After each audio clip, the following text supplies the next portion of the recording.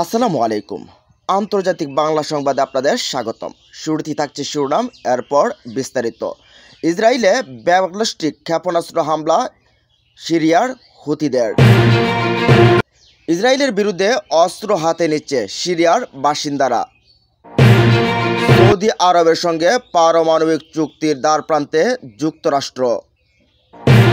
ইউক্রেনে রুশ ক্ষেপণাস্ত্র হামলায় নিহত 30, ক্ষুব্ধ জেলেনস্কি।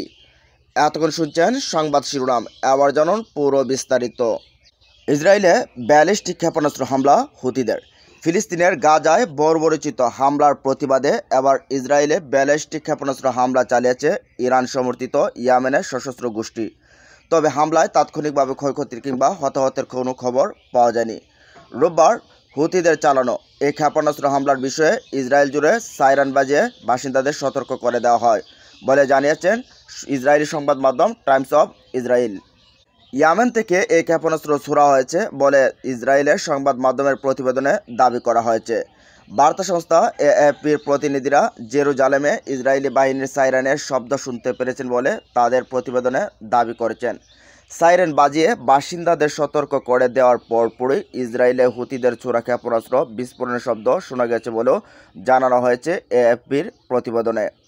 ইসরায়েলের সেনাবাহিনী বলছে ইরান সমর্থিত হুতি গোষ্ঠী রোববার ইসরায়েলি ভূখণ্ড লক্ষ্য করে অন্তত 2টি ব্যালিস্টিক ক্ষেপণাস্ত্র ছুড়েছে। ইসরায়েলি প্রতিরক্ষা বাহিনী আইডিএফ বলছেন সামরিক বাহিনীর আকাশ প্রতিরক্ষা ব্যবস্থার মাধ্যমে হুতিদের ছোড়া ক্ষেপণাস্ত্রে বাধা দেওয়ার চেষ্টা হয়। তবে হুতিদের ক্ষেপণাস্ত্র সফলভাবে প্রতিরোধ করা সম্ভব হয়েছে কিনা সে বিষয়ে জানতে তদন্ত চলমান রয়েছে। ইয়েমেনের হুতিদের ক্ষেপণাস্ত্রের আঘাতে তাৎক্ষণিকভাবে ইসরায়েলের কোনো ক্ষয়ক্ষতি কিংবা প্রাণহানির ঘটনা ঘটছে কিনা তা জানা যায়নি। টাইমস অফ ইসরায়েলের প্রতিবেদনে বলা হয়েছে ইসরায়েলের মধ্যাঞ্চল জেরুজালেম এবং পশ্চিম তীরের কিছু বসতিতে সাইরেনের শব্দ শোনা গেছে। গত 18 মার্চ থেকে ফিলিস্তিনের অবরুদ্ধ গাজা উপত্যকায় নতুন করে সামরিক অভিযান শুরু করে ইসরায়েলি দখলদার বাহিনী। গাজায় ইসরায়েলি বাহিনীর নতুন অভিযানের প্রতিবাদে তখন থেকে ইসরায়েলের 20টিরও বেশি ব্যালিস্টিক ক্ষেপণাস্ত্র ও কয়েক ডজন ড্রোন হামলা চালিয়েছে ইয়েমেনের হুতিরা। উল্লেখ্য 2023 সালের অক্টোবরে যুদ্ধ শুরু হওয়ার পর থেকে মোট 50,933 জন ফিলিস্তিন নিহত এবং 1,16,045 জন আহত হয়েছে। ইসরায়েলের বিরুদ্ধে অস্ত্র হাতে নিচ্ছেন সিরিয়ার বাসিন্দারা।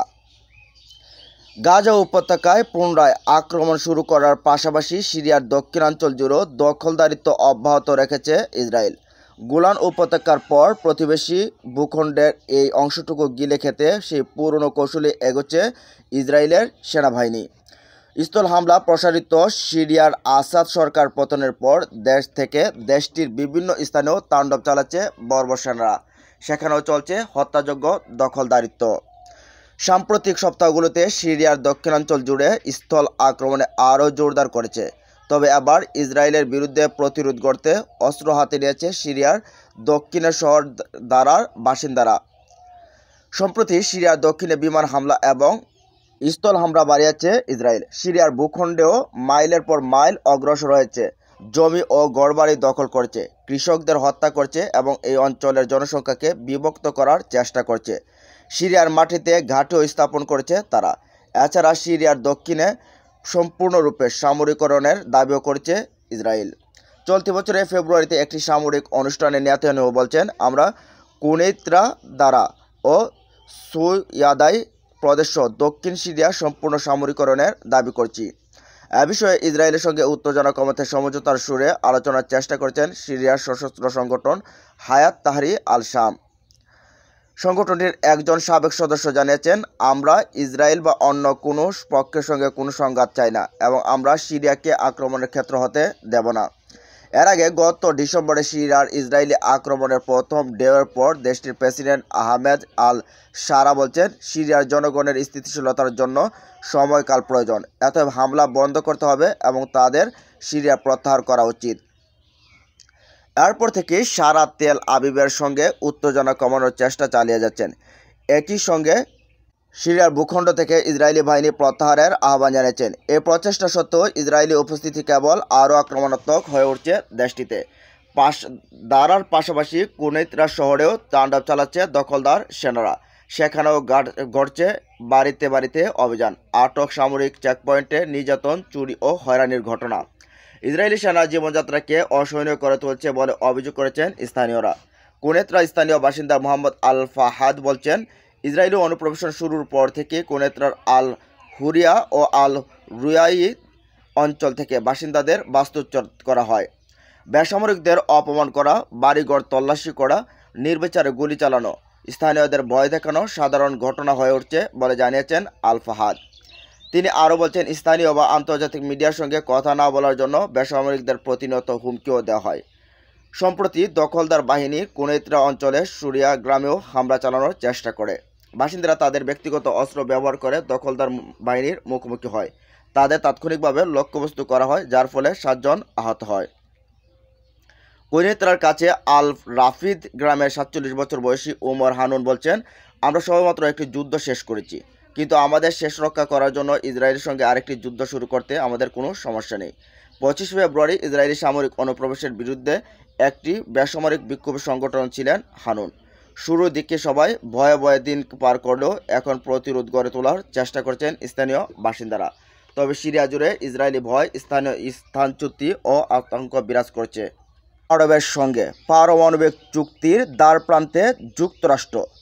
জ্বালানি বিনিয়োগ ও বেসামরিক পারমাণবিক প্রযুক্তি বিষয়ে একটি প্রাথমিক চুক্তি স্বাক্ষর করতে যাচ্ছেন যুক্তরাষ্ট্র ও সৌদি আরব। এ নিয়ে শীঘ্রই দুই দেশের মধ্যে পারমাণবিক সহযোগিতা বাস্তবায়িত হবে। রোববার রিয়াদকে এক সংবাদ সম্মেলনে এমনটাই জানিয়েছেন মার্কিন জ্বালানি সচিব ক্রিস রাইট। তিনি বলেন, এই সহযোগিতা সৌদি আরবের একটি বাণিজ্যিক পারমাণবিক বিদ্যুৎ শিল্প গড়ে তোলার দিকে মনোযোগী হবে, আর এ বছরই এ বিষয়ে গুরুত্বপূর্ণ অগ্রগতি প্রত্যাশিত।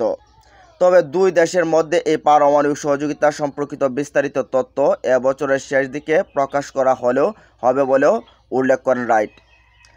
মার্কিন জ্বালানি সচিব আরও বলেন, অবশ্যই সৌদি আরবের সঙ্গে একটি পারমাণবিক চুক্তি হবে। যুক্তরাষ্ট্র চায় সৌদি আরবের সঙ্গে দীর্ঘমেয়াদী পারমাণবিক শিল্প গড়ে তুলতে।